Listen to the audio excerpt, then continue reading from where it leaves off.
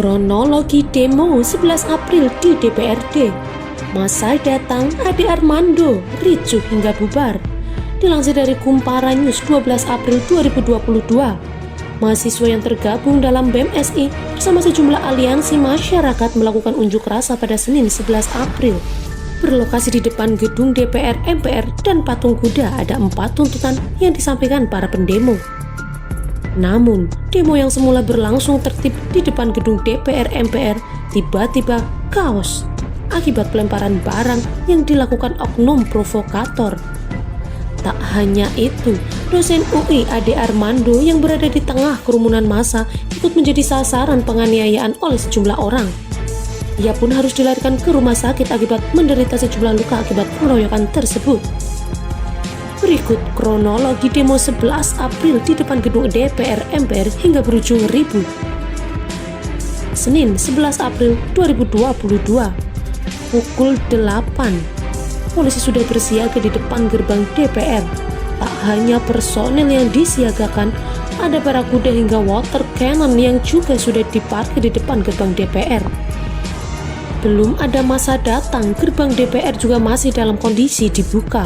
Pukul 11 waktu Indonesia Barat, polisi mulai menutup gerbang utama DPR. Sejumlah anggota bersiaga di depan gerbang. Pukul 11:05, masa dari elemen buruh tiba di depan gerbang DPRD. Hanya beberapa orang saja yang hadir. Mereka membentangkan sejumlah poster berisi tuntutan, misalnya stop PHK hingga soal bahan pokok. Aksi berjalan aman tertib. Polisi juga terus memberikan pelayanan Jalan Gatot Subroto di depan DPR masih dibuka. Lalu lintas lancar. Pukul 12:30 waktu Indonesia Barat, mahasiswa dari BEM-SI mulai berkumpul di Jalan Gerbang Pemuda. Mereka berkumpul di depan gedung TVRI. Pukul 12:45 waktu Indonesia Barat, Ade Armando tiba-tiba muncul di depan gerbang DPR. Dia datang mengenakan kaos Pergerakan Indonesia untuk Semua atau PIS. Dia mengklaim tidak ikut aksi, dia hanya mendukung tuntutan mahasiswa dalam menolak penundaan pemilu dan presiden 3 periode. Dia sempat diwawancarai wartawan, setelah itu dia pergi entah kemana. Belakangan diketahui Ade Armando didampingi 2 orang kameramen, Indra Jaya Putra dan Bambang T. Dan 2 penulis, Belmondo Scorpio dan Rama, melakukan peliputan aksi demo di gedung DPR RI. Ade Armando dan tim datang melakukan peliputan atas nama Pergerakan Indonesia untuk Semua atau PIS. Tujuannya untuk membuat konten YouTube dan media sosial gerakan PIS. Pukul 12:50 waktu Indonesia Barat, polisi menangkap sejumlah pelajar di stasiun Palmerah.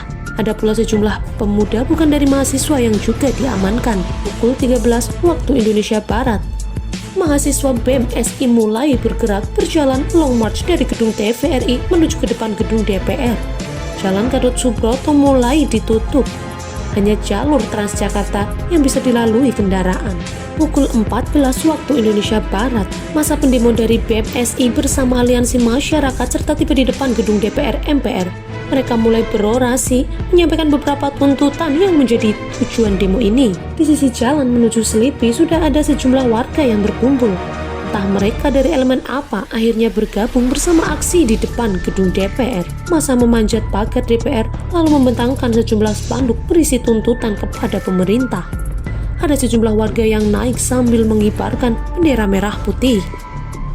Pukul 14 waktu Indonesia Barat, masa dari STM mulai datang bergabung dengan mahasiswa. Mereka datang dari arah Selipi. Pukul 15:10 waktu Indonesia Barat, pimpinan DPR Sufmi Dasko, Rahmat Gobel, Lodewijk Friedrich Paulus, serta Kapolri Jenderal Listio Sigit Prabowo datang ke tengah massa. Mereka naik ke mobil komando untuk menerima aspirasi dari mahasiswa. Pukul 15:30 waktu Indonesia Barat, setelah aspirasi diterima oleh pimpinan DPR dan Kapolri, masa mahasiswa BEM-SI mulai membubarkan diri. Mereka perlahan berjalan menuju ke arah Jalan Gerbang Pemuda. Pukul 15:33 waktu Indonesia Barat, kericuhan dimulai. Sejumlah massa di depan gerbang DPRD melempari polisi dengan berbagai barang. Polisi langsung melepaskan tembakan gas air mata. Massa kocar-kacir berpencar ke arah JPO, ke arah Selipi dan Jalan Gerbang Pemuda. Tapi tak sampai bubar, Sebagian massa malah menantang polisi dan terus melempari polisi dengan berbagai benda. Polisi terus menembaki gas air mata dan water cannon ke arah massa agar segera membubarkan diri. Pukul 15:54 waktu Indonesia Barat, Ade Armando babak belur dihajar massa. Wajahnya penuh darah, nyaris telanjang. Hanya mengenakan celana dalam, tampak Wakapolres Jakarta Pusat AKBP Setio dibantu Kapol Haris memapah Ade Armando menuju ke dalam gedung DPRD. Situasi semakin ricuh, massa terus menyerang polisi dari berbagai arah. Akhirnya polisi memutuskan untuk keluar gerbang DPRD dan memukul mundur massa. Pukul 16:04 waktu Indonesia Barat, massa membakar sejumlah poster di tengah Jalan Gatot Subroto. Polisi terus memukul mundur massa. Ada yang lari ke tol. Jalan tol dalam kota di depan DPRD juga sudah ditutup. Kericuhan berlanjut di tol, massa terus melempari polisi. Bahkan ada sejumlah massa yang menyerang polantas hingga brimob bermotor. Di sisi lain, brimob bermotor terus maju menuju Jalan Gerbang Pemuda untuk menghalu massa yang belum mau bubar. Beberapa kali tembakan gas air mata dilepaskan ke arah massa. Pukul 16:10 waktu Indonesia Barat, setelah diamankan dan ditarik ke dalam gedung DPR oleh pihak kepolisian, Ade Armando mendapatkan penanganan dokter polisi pada jam 16:10 waktu Indonesia Barat. Kondisinya sadar, bisa berkomunikasi dan menghubungi keluarganya. Pukul 16:20 waktu Indonesia Barat, Pangdam Jaya Maijen TNI Untung Budi Harto menghampiri massa yang masih bertahan di tol. Massa menghampiri Untung dan meminta agar demo diamankan. Namun dari arah berbeda, ada lemparan sejumlah barang ke arah Untung. Prajurit TNI yang membawa tameng langsung mengamankan Untung. Rombongan lalu menuju ke depan gerbang DPR. Di sana, Untung bertemu dengan Kapolda Metro Jaya Irjen Pol Fadil Imron. Pukul 17:06 waktu Indonesia Barat, massa berhasil dipukul mundur hingga ke Jalan Gerbang Pemuda. Hujan deras mengguyur lokasi itu. Jalan tol dalam kota kembali dibuka. Tak lama kemudian, Jalan Gatot Subroto juga dibuka. Pukul 17:28 waktu Indonesia Barat, polisi bergerak cepat menangkap pelaku pengeroyokan terhadap Ade Armando. Beberapa orang pelaku pengeroyokan berhasil ditangkap. Sudah diamankan beberapa orang, kata Kabid Humas Polda Metro Jaya Kombes Pol Endra Sulpan kepada wartawan Senin 11 April pukul 18 waktu Indonesia Barat. Karena ada penyekatan massa, Ade Armando baru bisa dievakuasi. Dan di sekitar jam 18, karena ada penyekatan massa, Ade Armando baru bisa dievakuasi dan sekitar jam 18 sampai ke RS Siloam, Jakarta. Saat ini kondisi Ade Armando masih terus dalam penanganan dokter. Dia menderita luka serius di bagian wajah, kepala, dan sekujur badannya. Hasil pemeriksaan dokter menunjukkan ada pendarahan dalam di bagian kepala.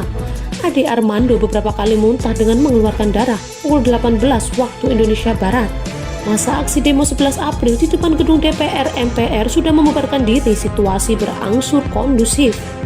Pukul 18:37 waktu Indonesia Barat, Kapolda Metro Jaya Irjen Fadil Imron dan Pangdam Jaya Maijen Untung Budi Harto menggelar konferensi pers di DPR. Keduanya menyampaikan kondisi terkini Jakarta usai demo ricuh di DPR. Selain itu, kondisi Ade Armando usai dikeroyok massa juga jadi pembahasan. Ada sejumlah pelajar yang juga diamankan. Meski demo sempat ricuh, Fadil menegaskan Jakarta dalam kondisi kondusif. Pukul 20 waktu Indonesia Barat, massa membakar pos polisi di Pejompangan, Jakarta Pusat. Polisi langsung terus berupaya membubarkan massa yang lari dari DPR ke Selipi, Pejompangan, dan Ben Hill. Pukul 23:30 waktu Indonesia Barat, Polda Metro Jaya memastikan telah mengantongi identitas para pelaku yang mengeroyok Ade Armando. Ade Armando dikeroyok di depan gedung DPR RI saat memantau demo 11 April 2022. Sejauh ini ada 4 orang pria yang diduga menjadi pelaku pengeroyokan Ade. Identitas 4 pelaku itu adalah Abdul Latif, Diaui Hak, Tri Setia Budi, Purwanto, dan Ade Purnama. Nama, foto, dan alamat mereka tersebar di internet beberapa setelah Ade Armando diselamatkan polisi dari amukan massa.